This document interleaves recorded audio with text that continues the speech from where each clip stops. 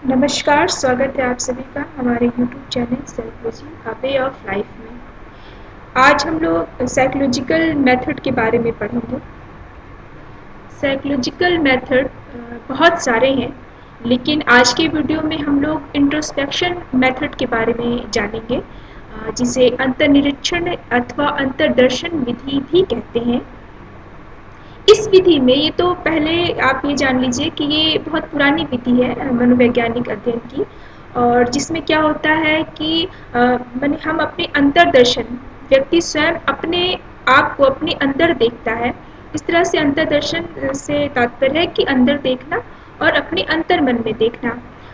और जो व्यक्ति अंतर्निरीक्षण करता है, इसमें व्यक्ति खुद स्वयं के बारे में खुद से बताता है। ऐसा नहीं है कि कोई दूसरा जो उसको ऑब्जर्व कर रहा है वो उसके बारे में बताएगा, जैसा कि ऑब्जर्वेशनल मेथड में होता है। अगर ऐसा होता है कि कोई दूसरा अगर ऑब्जर्वेशन करता है तो वो ऑब्जर्वेशनल मेथड हो गया, लेकिन इसमें व्यक्ति स्वयं खुद का जो अनुभूति है, भावना है और खुद का जो भी फीलिंग्स है उसे जब वो देखता है, उसके बारे में बताता है, तो वो अंतर्निरीक्षण विधि होता है। तो इस तरह से यहाँ लिखा है कि इस विधि में व्यक्ति स्वयं को अनुभूतियों, भावना, प्रक्रियाओं से स्वयं के अनुभव का निरीक्षण करता है। और इस विधि का जो अधिकतर प्रयोग मनोविज्ञान में हुआ वह वुंट और उनके शिष्य टिश्नर के द्वारा किया गया। और आप लोग को जैसा पता होगा कि ये संरचनावाद से बिलोंग करते थे। जैसे मनोविज्ञान में बहुत सारे स्कूल्स हैं, तो उसमें आप लोग काफ़ी सारे पढ़े होंगे, फंक्शनल्स और स्ट्रक्चर, ये सारे उसमें आते हैं। तो वुंट और टिश्नर इससे बिलोंग करते थे। इसके अलावा टिश्नर ने कहा कि जो अंतर्दर्शन है ये मनोविज्ञान का प्रवेश द्वार है, और ये मूल विधि है। मनोवैज्ञानिक जो अध्ययन शुरू में होते थे उसमें इस विधि का ही इस्तेमाल किया जाता था। और आत्मनिरीक्षण विधि के द्वारा व्यक्ति अपने मनोभावों एवं अपने मानसिक प्रतिक्रियाओं का स्वयं अध्ययन करता है। इसमें व्यक्ति किसी और के आश्रित नहीं होता है, वह अपनी जो भी फीलिंग्स है वो उसका अध्ययन उससे खुद से बताता है। तभी जो अध्ययन करते हैं, जो रिसर्चर रहते हैं, उन्हें पता चल सकता है। लेकिन अंतर्दर्शन या इंट्रोस्पेक्शन जो मेथड है, इसमें एक कमी, जो बहुत बड़ी कमी कही जा सकती है, कि इसमें व्यक्ति स्वयं के बारे में बताता है, और जो अध्ययन करता है या फिर जो डॉक्टर है, जो चिकित्सक है, उसे व्यक्ति के बारे में या जो रोगी है जो अपने बारे में बता रहा है उस पर ट्रस्ट करना होता है। लेकिन कई बार हम लोग किसी शाइनेस के कारण या अपने आप को अच्छा साबित करने के कारण या किन्हीं अन्य कारणों से, जिसमें हम खुले हैं नहीं हैं, ओपन नहीं हैं सामने वाले से, तो हम चीज़ों को छिपा के अच्छी चीज़ें बताती हैं ताकि इम्प्रेशन अच्छा बन सके, और सही चीज़ों को दबा लेते हैं।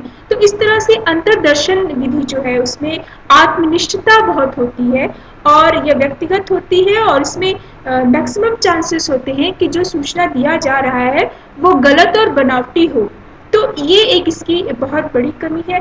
हालांकि कमी और इसके गुण दोनों ही हैं, तो इस पे हम लोग आगे बात करेंगे। इसमें पहला जो लिमिटेशन है, जो सीमाएं हैं, उसमें है कि इस विधि से मन की प्रक्रियाओं को प्रत्यक्ष जाना जा सकता है, लेकिन इसके आधार पर कोई सामान्य नियम नहीं बनाया जा सकता, क्योंकि यह आवश्यक नहीं है कि अन्य व्यक्तियों का अनुभव भी वही हो। बात सही है। मेरा जो अनुभव किसी विशेष परिस्थिति में, किसी विशेष घटना में और किसी मूड में जो है, जरूरी नहीं है कि अन्य व्यक्ति का भी होगा। और इस प्रकार हर व्यक्ति यूनिक है, जैसा कि हम लोग जानते हैं, और हर व्यक्ति का अपना अपना अनुभव और अपना अपना नज़रिया होता है चीज़ों को देखने की, समझने की और अंतर्भावना की। तो ऐसे में सबकी अलग अलग प्रतिक्रिया आएंगी, और ऐसे में जो भी हमारा आउटकम होगा उसको हम जनरलाइज नहीं कर सकते हैं बाकी लोगों पे। जैसे कुछ सिद्धांत ऐसे होते हैं जिसे हम जनरलाइज कर सकते हैं, जैसे हम लोग क्लासिकल कंडीशनिंग, तो उसके बहुत सारी चीज़ें ऐसी हैं जो जनरलाइज होते हैं नॉर्मल पीपल पे। लेकिन अंतर्दर्शन द्वारा जो भी नियम बनेगा वह जनरलाइज करना मुश्किल होगा, क्योंकि सब व्यक्ति का अपना अपना नज़रिया होता है। दूसरा है कि इस विधि का जो मनोवैज्ञानिक विधियों से निरीक्षण और प्रयोग विधि के साथ किया जाता है।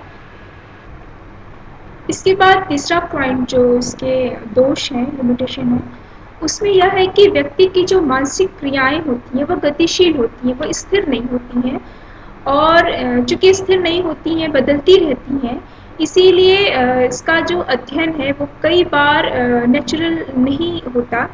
और जैसे मान लीजिए यहाँ जैसे कि एग्जाम्पल दिया है कि कोई व्यक्ति अभी क्रोध में है वह और आत्मनिरीक्षण करना है, तो गुस्से के बारे में सोचा जा रहा है, लेकिन सोचते सोचते उसका क्रोध शांत हो जाता है।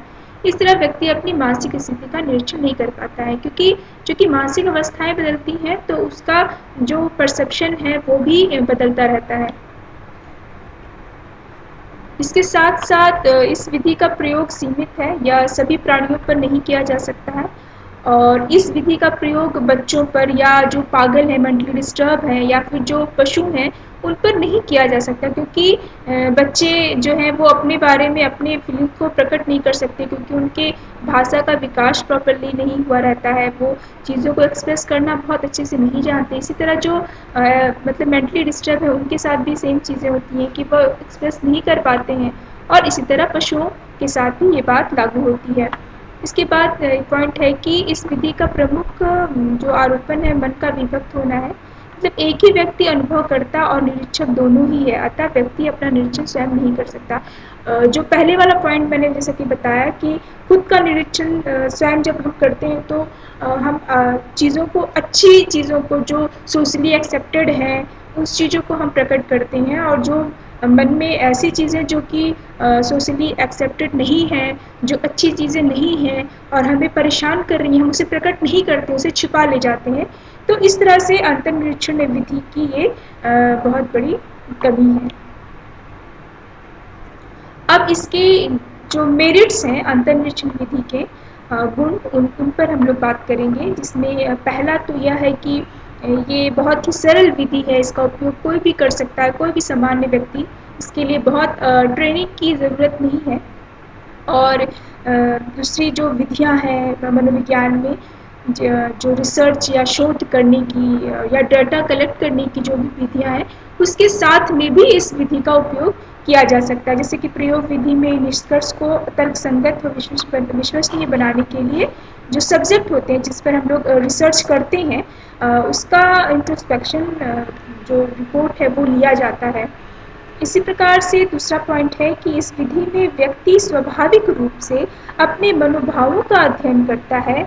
विधि के कई दोष बताए गए, फिर भी यह स्पष्ट है कि प्रशिक्षण व अभ्यास से अधिक लाभदायक बनाया जा सकता है, और इस प्रकार से यह जो विधि है ऐतिहासिक रूप में ही नहीं बल्कि व्यवहारिक रूप में भी अभी भी महत्व रखता है। हालांकि देखिए ये एक विधि है जिसके बारे में हम लोगों को जानना चाहिए, लेकिन बहुत ज़्यादा इसका प्रचलन नहीं है। इस पर हम लोग इंटरव्यू मेथड या ऑब्जर्वेशन मेथड, ये सारे मेथड ज़्यादा प्रचलन में है, और यह हमारे मनोविज्ञान में एक बहुत पुरानी विधि है। अगर साइकोलॉजिकल मेथड की बात करें तो ये पुरानी विधि है। इस प्रकार आज की वीडियो में हम लोगों ने इंट्रोस्पेक्शन मेथड के बारे में जाना, उसके गुण और दोष उन दोनों के बारे में भी हम लोगों ने बात की है। आज की वीडियो में इतना ही।